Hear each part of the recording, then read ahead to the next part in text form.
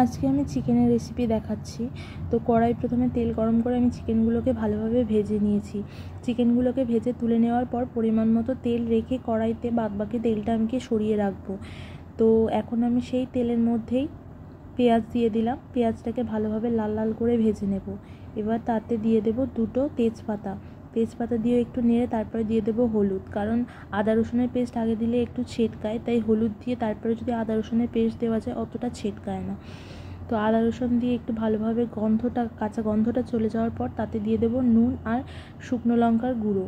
সেটা দিয়ে পরিমাণ মতো জল দিয়ে ভালোভাবে কষতে থাকবো। তারপরে দেবো সানরাইসের জিরে গুঁড়ো আর চিকেন মশলা, সেটা দিয়েও ভালোভাবে কষতে থাকবো। কষানো হয়ে এলে যখন দেখবো যে তেল ছেড়ে দিয়েছে, তাতে সামান্য পরিমাণে ধনেপাতা আর দিয়ে দেবো ভেজে রাখা আলু। সেগুলো দিয়েও বেশ খানিকক্ষণ আমি নাড়াচাড়া করে নেব আলুটার সাথে। তারপর তাতে ঝোলের মতো পরিমাণ মতো দিয়ে দেবো জল দিয়ে একটু নাড়িয়ে চাড়িয়ে ঢাকনা দিয়ে দেবো। 2 মিনিট পরে এসে তাতে দিয়ে দেবো ভেজে রাখা চিকেনগুলো। এই যে চিকেনগুলো দেওয়া হয়ে গেছে, আমি ঢাকনা দিয়ে দিলাম। এখন এসে দেখলাম যে এগুলো ফুটে গেছে। তো ফুটে যাওয়ার পরে আমি ফ্লেমটাকে আস্তে করে দিয়ে আবার ঢাকনা দিয়ে দেবো।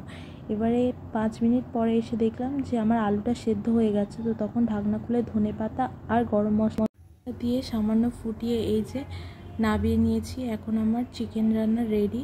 তো ভিডিওটা ভালো লাগলে একটা like, comment, share and subscribe করে দেবেন। Thanks for watching.